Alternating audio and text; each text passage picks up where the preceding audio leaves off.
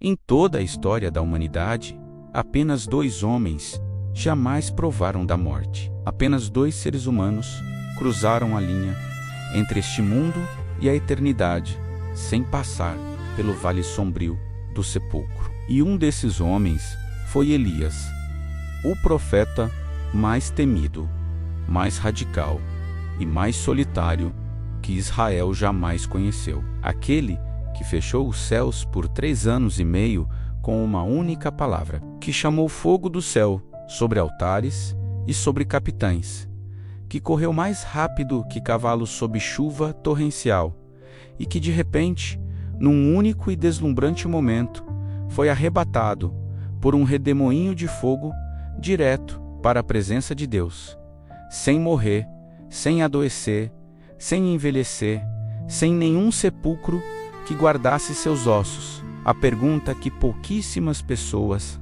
fazem, mas que carrega uma das revelações mais profundas de toda a Escritura, é esta: por que Deus levou Elias vivo para o céu? E por que exatamente esse homem, nesse momento específico da história, foi o escolhido para receber aquilo que nenhum ser humano, desde o começo dos tempos, havia recebido antes? A saber, a glória de entrar na eternidade sem passar pela porta da morte, sem que seu corpo apodrecesse na terra, sem que a última inimiga pudesse lançar suas mãos sobre ele. 2 Reis, capítulo 2, versículos 11 e 12. E aconteceu que, indo eles andando e falando, eis que um carro de fogo, com cavalos de fogo, os separou um do outro. E Elias subiu ao céu num redemoinho. E Eliseu via isso e clamava: meu pai, carro de Israel e sua cavalaria. E não o viu mais. Esse é o texto mais breve para descrever um dos eventos mais sobrenaturais que jamais ocorreram sobre a face desta terra.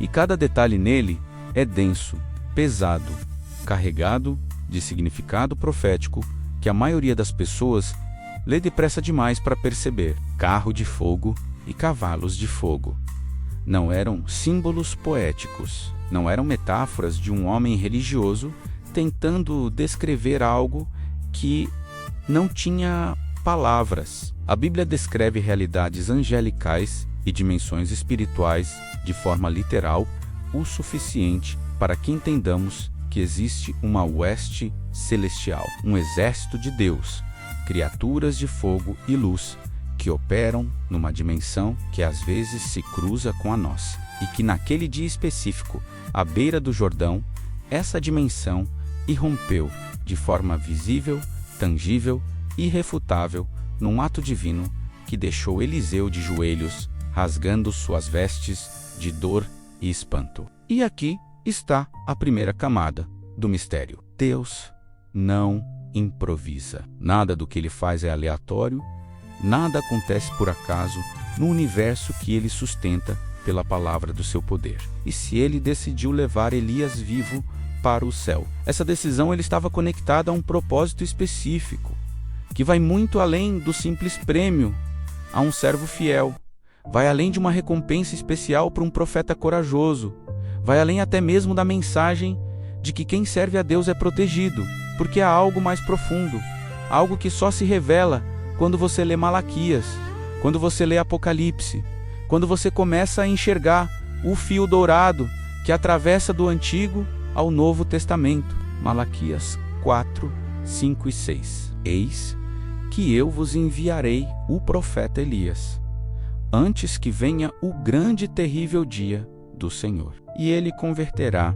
o coração dos pais aos filhos e o coração dos filhos aos seus pais, para que eu não venha e fira a terra com maldição. Esse é o último versículo do último capítulo do último livro do Antigo Testamento. E é sobre Elias, é sobre sua volta, é sobre uma missão que ainda não foi completamente cumprida. E se Elias ainda tem missão futura, então Deus não poderia simplesmente deixar ele morrer e apodrecer na terra como todos os outros. porque ele seria necessário no futuro, que apenas Deus enxergava. Deus não levou Elias ao céu como aposentadoria gloriosa. Deus levou Elias ao céu como preservação estratégica para uma missão profética que ainda está pendente no calendário divino. E esse entendimento muda completamente a natureza do arrebatamento do profeta. Porque, de repente, não é apenas uma história bonita do passado, mas é uma peça viva do quebra-cabeça profético que ainda está sendo montado. É um ator que saiu de cena no meio do segundo ato e cujas falas ainda restam no roteiro eterno de Deus para a história humana. Apocalipse 11, versículos 3 ao 12, descrevem 2 profetas, 2 testemunhas, que serão enviados no meio da grande tribulação para profetizar por 1260 dias, vestidos de pano de saco, com poder para fechar o céu, para que não chova durante os dias da sua profecia, e com poder para ferir a terra com toda sorte de pragas. Fechar o céu para que não chova. Se você leu 1 Reis e conhece Elias, sabe que esse não é poder de qualquer profeta. Esse é o poder específico e distintivo de Elias. E a maioria dos estudiosos sérios das Escrituras reconhece que uma dessas 2 testemunhas é exatamente o profeta que foi levado vivo aos céus junto ao Jordão. E quem seria a outra testemunha? Segundo a interpretação mais sólida e mais sustentada pelo texto bíblico, seria Enoque, o outro homem que nunca morreu, o bisavô de Noé que andou com Deus e desapareceu porque Deus o tomou para si. Conforme Gênesis 5, 24, outro ser humano preservado fisicamente por Deus, através dos séculos, para uma missão futura que ainda está por vir. Outro profeta, que não encontrou a morte, mas foi guardado como espada na bainha, pronta para ser desembainhada no momento exato determinado pelo Pai. Hebreus 9, 27 diz que está estabelecido para os homens que morram uma vez, e depois disso, o juízo, o que significa que Elias e Enoque, que nunca morreram, precisarão de algum momento encontrar a morte. E a Apocalipse 11 descreve exatamente isso. Descreve as 2 testemunhas sendo mortas pela besta que sobe do abismo, seus corpos expostos nas ruas de Jerusalém por 3 dias e meio, enquanto o mundo celebra e se regozija. E então, ressuscitando e subindo novamente ao céu na nuvem, completando assim o ciclo, cumprindo o versículo de Hebreus, morrendo uma vez como todo ser humano e ressuscitando para a eternidade. Então, o arrebatamento de Elias era na verdade uma pausa, não um fim. Era um intervalo divino entre 2 atos da mesma missão profética. Era Deus dizendo: este homem ainda não acabou, este profeta ainda tem palavras a dizer, este servo ainda tem inimigos a enfrentar e ainda tem chamas a acender, antes que o último capítulo da história humana seja fechado, e por isso eu o guardo em mim.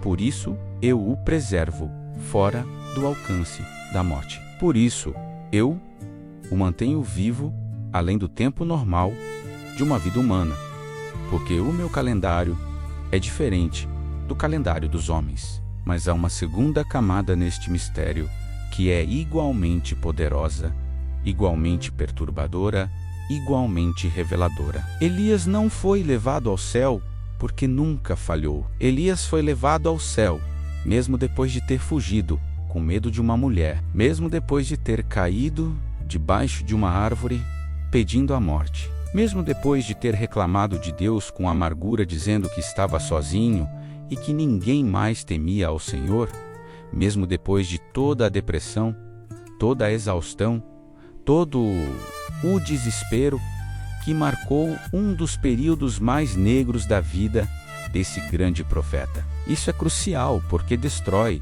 a ideia de que Deus só usa os perfeitos, de que as bênçãos extraordinárias são reservadas para aqueles que nunca tropeçam, de que os chamados mais altos são dados apenas a quem nunca duvida, nunca chora, nunca pede para morrer debaixo de uma árvore no deserto de Berseba. E o fato de que o homem que disse: "Já basta, Senhor, tira a minha alma, porque não sou melhor do que meus pais", foi o mesmo homem que subiu ao céu em carro de fogo, revela que Deus não julga seus servos pelos momentos mais fracos, mas pelo propósito mais profundo que plantou neles. 1 Reis 19, 5 ao 7. E deitou-se e dormiu debaixo de uma árvore de zimbro. E eis que um anjo tocou nele e disse: "Levanta e come, porque o caminho é muito longo para ti." Elias estava no chão. Elias estava quebrado. Elias havia pedido a morte. E Deus não mandou correção, não mandou sermão, não mandou exigência de fé maior ou de arrependimento mais profundo. Deus mandou comida, mandou água, mandou descanso, mandou um anjo que tocou com gentileza num homem destroçado e disse apenas: "Levanta e come, o caminho ainda é longo." O caminho ainda é longo. Essa frase dita por um anjo de Deus a um profeta desolado no deserto é uma das frases mais misericordiosas de toda a Bíblia, porque ela assume que a jornada não acabou.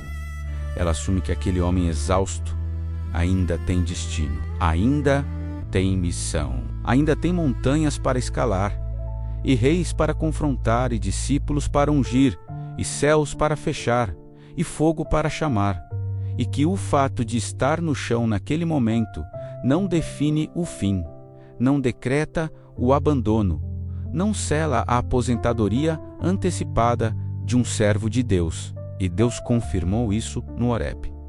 "Que fazes aqui, Elias?" 1 Reis 19, 12 e 13. Depois do vento violento que fendia os montes, depois do terremoto, depois do fogo, veio uma voz mansa e delicada. E quando Elias a ouviu, cobriu o rosto com seu manto e se pôs à entrada da caverna. E eis que veio uma voz a ele que disse: "Que fazes aqui, Elias?" Deus não estava repreendendo. Deus estava chamando de volta. Deus estava dizendo: "A missão ainda não acabou. Você ainda não chegou ao fim. Saia da caverna, volte ao campo. Ainda há reis a ungir e ainda há Eliseu esperando." Então, quando o carro de fogo apareceu anos depois para levar Elias, ele não era mais o homem debaixo da árvore, mas também carregava as marcas daquele momento. Carregava a memória da gentileza divina que o alimentou quando não conseguia mais andar. Carregava a experiência da voz mansa que o chamou de volta quando estava escondido na caverna. Carregava a certeza que só vem de ter tocado o fundo e descoberto que o fundo de Deus é sólido, que a misericórdia de Deus sustenta até aqueles que pediram para morrer. E Eliseu? Não podemos passar por este relato sem falar de Eliseu, sem falar do jovem profeta que recusou 3 vezes separar-se de seu mestre, que seguiu Elias de Gilgal ao Jordão como se soubesse que algo extraordinário estava para acontecer, que pediu uma porção dobrada do Espírito que repousava sobre Elias, e que quando o carro de fogo separou, ficou de joelhos, rasgando as vestes e clamando: meu pai, carro de Israel e sua cavalaria." Porque aquela partida não era apenas a perda de um mestre, era o encerramento de uma era, era o silêncio que precede uma nova temporada de Deus sobre Israel. E Eliseu recebeu, tomou um manto que caiu de Elias enquanto subia, foi até o Jordão, feriu as águas com o manto e disse: "Onde está o Senhor, o Deus de Elias?" E as águas se dividiram, e os filhos dos profetas, que estavam à distância, viram e disseram: "O espírito de Elias repousa sobre Eliseu." O manto caído de um profeta arrebatado tornou-se a investidura de um novo ministério. Tornou-se o sinal visível de que quando Deus leva alguém para si, o legado não vai com essa pessoa. o legado cai sobre quem ficou, o espírito não é enterrado. O espírito é transferido a algo mais, que a transfiguração de Jesus revela sobre Elias, que poucos percebem em sua profundidade. Mateus 17, versículos 2 e 3. E transfigurou-se diante deles, e o seu rosto brilhou como o sol, e as suas vestes se fizeram brancas como a luz. E eis que lhes apareceram Moisés e Elias, falando com ele. Elias apareceu fisicamente na montanha da transfiguração, vindo do céu, conversando com Jesus sobre a sua saída que havia de acontecer em Jerusalém, confirmando que ele é um ser real, vivo, presente, consciente, que existe além da morte, além do tempo, dentro da eternidade de Deus. E ele conversou com o próprio Jesus sobre a crucificação, sobre Getsêmani, sobre o julgamento, sobre o Calvário, sobre a saída, sobre o maior evento cósmico da história humana estava sendo discutido na presença do Filho de Deus com dois homens, um que havia morrido e ressuscitado em espírito e um que nunca havia morrido, como se Deus quisesse que os representantes de todos os estados da humanidade estivessem presentes. Naquele momento, o morto e ressurreto, representado por Moisés, o vivo e preservado, representado por Elias, e o que ainda vai morrer e ressuscitar gloriosamente, representado pelo próprio Cristo. A pergunta final que este relato faz ao coração de todo aquele que o lê com atenção não é histórica, não é teológica, não é profética, é pessoal e perturbadora e inevitável. Se Deus foi capaz de preservar um profeta quebrado, deprimido, exausto e desesperado para uma missão que atravessa séculos e que ainda está para ser cumprida no auge dos últimos dias da história humana. O que Deus está preservando em você, o que Deus está guardando para o momento certo em sua vida, o que ainda não foi cumprido do propósito que Ele plantou em você desde antes da fundação do mundo.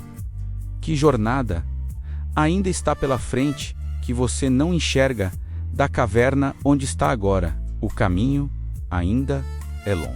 O carro de fogo não veio para Elias no dia em que ele desejou morrer. Veio anos depois, no tempo certo, no momento determinado, quando a missão estava completa o suficiente para que pudesse ser interrompida e depois retomada no tempo de Deus. E a mesma voz mansa que chamou Elias de volta à jornada continua chamando hoje. Continua dizendo: levanta e come. Continua dizendo: o caminho é longo.